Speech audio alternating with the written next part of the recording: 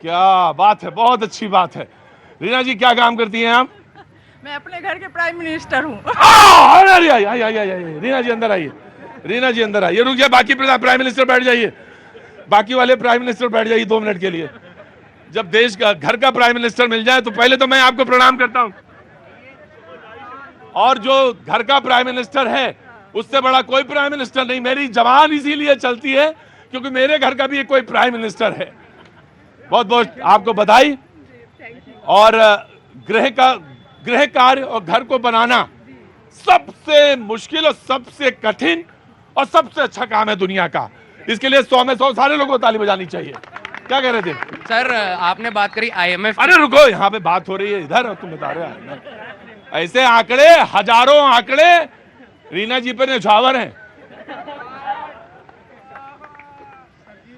रुको जी, कोई बात नहीं, हाथ जोड़ के चाहे जैसे पैर जोड़ के। ये वो धुरी है घर की जिसको हम सारे लोग अपने अहंकार के पीछे छोड़ देते हैं, सारे लोग। क्योंकि हम तो ये कर रहे हैं, हम तो IT एक्सपर्ट हैं, हम तो ये बना रहे हैं, वो बना रहे हैं, और जो घर के अंदर आपको खड़ा करती है उसको पीछे छोड़ देते हैं। इसलिए मेरी डिबेट में सबसे पहले, रीना जी को थोड़ा टाइम है आपके पास, वहां बैठिए जाके अमित जी के बगल में जाइए। मेरी डिबेट यही है। मेरी डिबेट में जो सबसे महत्वपूर्ण व्यक्ति है उसको मैं छांटूंगा अपने हिसाब से। आपका कहां से आना हुआ? हम बिहार से आए हैं। बिहार से? बिहार का आदमी ना मिले, मुझे लगता पानी नहीं पिया मैंने जी। कहां में बिहार से? बेतिया के रहने वाले। बेतिया के रहने वाले? अरे है, क्या जगह है बेतिया। तो कुछ कहना चाहते हैं? नहीं सर, क्या कहना चाहते हैं, जैसा स्थिति चल रहा है जो 2024 में बीजेपी को आना एकदम जरूरी है। बीजेपी को जरूरी है आना, जरूरी है आना एकदम। तो हरियाणा में दिक्कत है और बिहार के व्यक्ति कह रहे हैं बीजेपी को 24 में आना जरूरी है।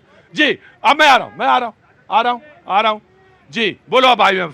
सर आपने बात करी IMF की आंकड़े की, उन्होंने कहा 6.1 में। तो मोदी सरकार ने तो 6.3 माफ कीजिएगा ग्रोथ रेट।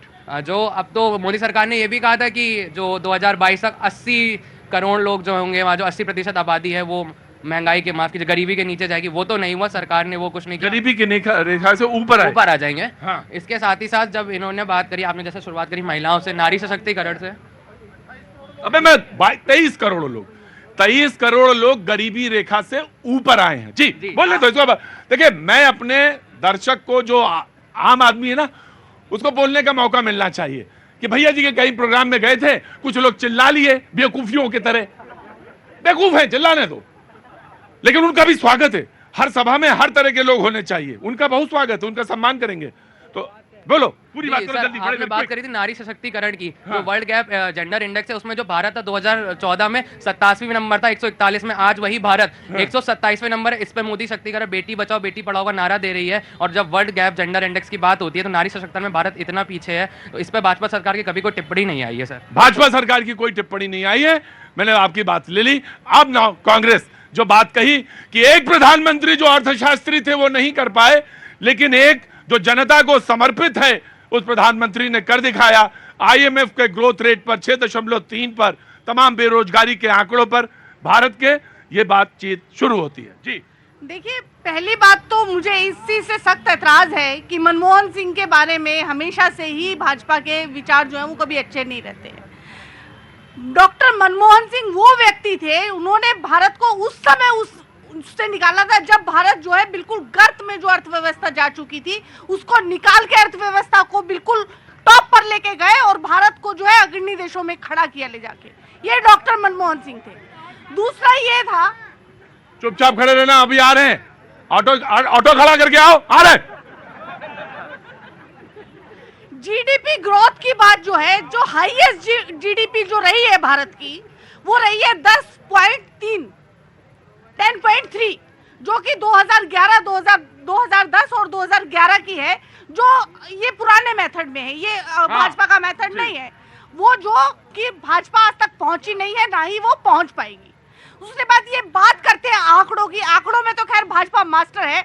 ये बताएं कि जब GDP इतनी ज्यादा है तो उसी देश में 80 करोड़ लोगों को अनाज क्यों देना पड़ता है? और एनएसएसओ का डाटा क्या कहता है? एनएसएसओ का डाटा कहता है कि भारत में इस समय 45 साल में सबसे ऐतिहासिक बेरोजगारी जो है वो लेकर आई है भाजपा। आज तक इतनी बेरोजगारी हुई नहीं कभी। मैं रुको, मैं बिल्कुल मैं दे देता हूँ पूरी बात। मैं एक बात करिए इसमें करेंगे, अगर महिला सुरक्षा का, बेटियों का जो बजट है ना, उसमें जो सरकार है उन्होंने केवल 80% जो है एडवर्टाइजमेंट पे खर्च कर दिया है। ठीक, रुको, चुपचाप खड़े रहो, मैं भी आ रहा हूँ।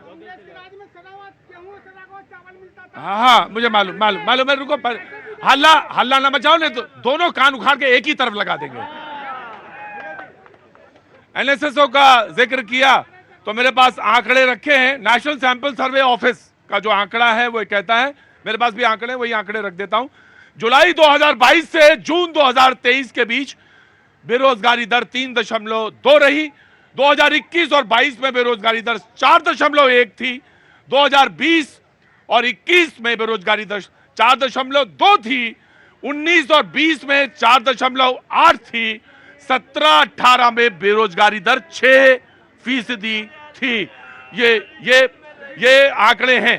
मैं इसके बीच में बातचीत को सिलसिला रखता हूं। जी चलो प्रतीक भैया, आपने अभी शो शुरू होने से पहले कहा कि सबको अपना मोबाइल हाथ में संभाल के रखना। आपको इन जनता के नियत पे शक नहीं है, लेकिन आपने जागरूक किया। उसी प्रकार हमें मनमोहन सिंह जी के नियत पे शक नहीं है, लेकिन वो थे तो कांग्रेस में ही, उस बात पे सवाल खड़ा होता है। हालांकि हमेशा देखा गया है कि जब देश को उत्सव मनाने का दिन होता है तो ये कांग्रेस वाले सीना पीटने वाला दिन साबित करते हैं। आज जब आईएमएफ 6.3% ग्रोथ की बात कर रहा है कि जहां यूएसए 1.5 ग्रोथ प्रोजेक्शन पे है, आज भारत 6.3 ग्रोथ प्रोजेक्शन पे है, तो ये भारत की विशाल हृदय और इन खड़े भाइयों का मेहनत को दर्शाता है, हमारे कौशल को दर्शाता है, हमारे आत्मनिर्भरता को दर्शाता है, एक एक जनता के टैक्स के मेहनत को दर्शाता है।